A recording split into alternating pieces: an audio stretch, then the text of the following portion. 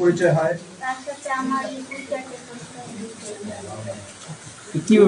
সন্ধানটা কিভাবে পাইলা? পাইছি মানে আমি টিকটক ইউজ করতাম তখন মানে অনেক ভিডিও দেখতাম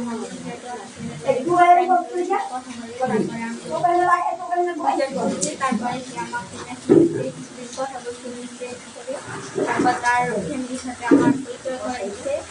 তারপরে তার মার নাকি আমার খুব পছন্দ হয়েছিল। তারপরে তার মা বলতে তাকে বাংলাদেশ আসছে।